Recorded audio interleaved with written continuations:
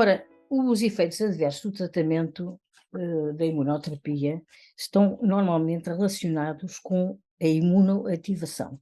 O que é que isto quer dizer? Quer dizer que nós, quando estamos a tratar estes doentes, estamos a estimular as células T, os linfócitos T, para eles irem atacar o tumor e assim fazerem o que a gente pretende. Mas às vezes, a imunoativação é demasiadamente grande e sobretudo se as pessoas são imunocompetentes, como é este caso destes doentes que não estão tão fragilizados como é costume na doença metastática, não é? Portanto, têm um aparelho imunitário íntegro e, portanto, essas pessoas reagem às vezes mais intensamente e nós temos de estar preparados para saber isso.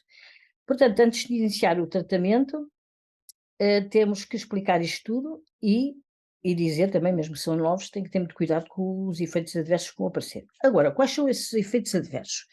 Os efeitos adversos também são manejáveis. A gente nos ensaios viu que eles eram manejáveis, portanto, desde que sejam reconhecidos precocemente e tratados, também não há problema nenhum e cerca de 15% tiveram efeitos adversos e as coisas correram bem. Então, temos vários efeitos a vários órgãos, não é? Os mais frequentes são efeitos que são manejáveis e que se tratam, assim que reconhecidos, são tratados como, por exemplo, os da pele. Reações cutâneas, que é muito frequente, é talvez o mais frequente, que aparecem com máculas, pápulas, então isso facilmente o dermatologista trata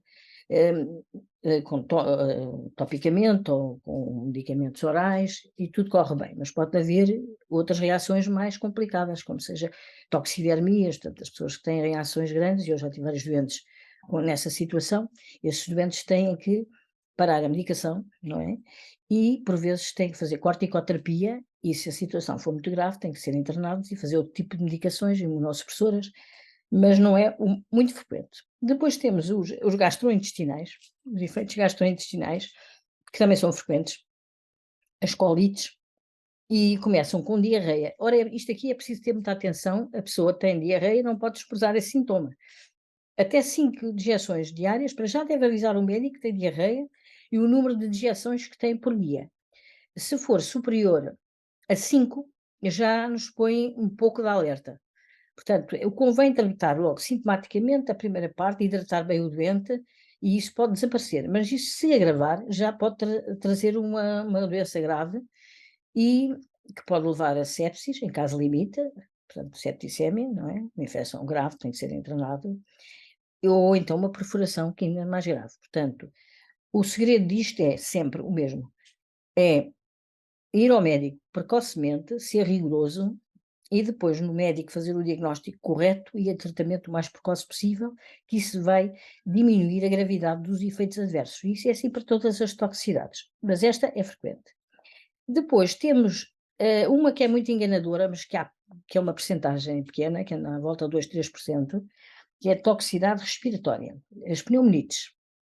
O que é que acontece? Acontece que às vezes os doentes começam com uma tosse seca, que não ligam nenhuma, e às vezes com uma pequenina dificuldade em respirar, e vão. Eu tive um doente, por exemplo, foi uma urgência, e foi uma urgência de um hospital geral, que portanto não havia oncologistas, e também não disse que estava a fazer imunoterapia, que tem que sempre dizer. E o que é que aconteceu? Aconteceu que foi interpretado como se tivesse uma gripe ou uma infecção respiratória banal. E o que é que acontece? O senhor foi para casa com alta e tal, e depois piorou e apareceu na urgência interna nossa, em que estava um colega oncologista e que imediatamente fez o diagnóstico de uma pneumonite. Claro que teve de ser internado, teve de fazer TAC, que confirmou o nosso diagnóstico e teve que fazer corticoterapia, que felizmente correu bem, mas teria corrido muito melhor se ele tivesse sido diagnosticado na tal urgência geral. Portanto, isto depois também é preciso uma educação dos profissionais de saúde para o tratamento com imunoterapia, que eu acho que neste momento está muito melhor, mas as pessoas sabem muito mais porque há muitos tumores a tratarem-se e muitas situações a tratarem-se com imunoterapia, não é como no início. Portanto, é sempre o diagnóstico precoce, muito importante e ser rigoroso, ligar aos sintomas. É uma coisa que não é normal, ir ao médico imediatamente, ir ao sítio certo. E dizer sempre ao seu oncologista. Depois temos as toxicidades que eu gosto menos, que são as endócrinas, que podem ser, pode dar tudo, pode dar tiroidites, hipofisites, hipertireoidismo, hipotireoidismo, diabetes tipo 1, estas podem aparecer todas e é sempre a mesma coisa, diagnóstico precoce, só tem uma particularidade, é que estes doentes vão ter que fazer terapêutica até ao fim da vida e, portanto, esta é a parte que nós não gostamos muito. Isto fica controlado, eu tive várias doentes, até tive uma doente que fez hipotireoidismo e depois hipertireoidismo, pronto, e está viva e está em remissão completa, mas era uma senhora com uma doença metastática diferente destas situações que nós estamos aqui a falar, porque aqui é uma pessoa que está saudável e a gente vai lhe arranjar uma doença que vai tratar toda a vida, e, portanto isto causa alguns problemas, mas pronto, também se consegue controlar, se for diagnosticado precocemente, convém ser acompanhado pelo endocrinologista e depois tem que ser até ao fim da vida, tem que fazer reposição hormonal sempre, e por vezes corticoides, portanto as medidas que se fazem nos outros tipos de toxicidades. Depois pode haver toxicidade renal, com nefrites e insuficiência renal, mas isso não é nada comum, mas também é sempre importante saber se o doente tem como antecedentes, os rins estão bem, tudo isso é muito importante saber antes.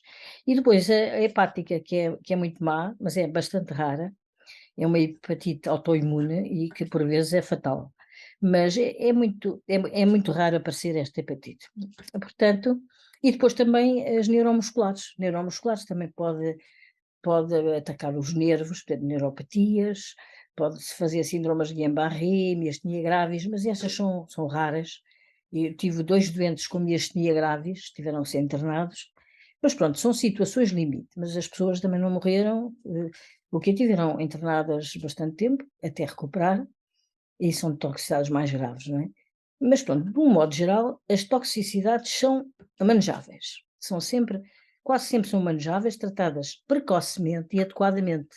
Portanto, temos que ser vigilantes, tanto médicos como, voltamos ao mesmo, médicos, doentes, familiares, todos saberem o que é que se espera destes efeitos adversos.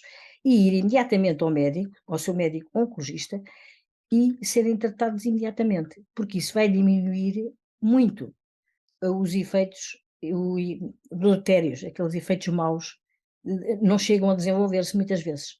Isso é muito, muito importante.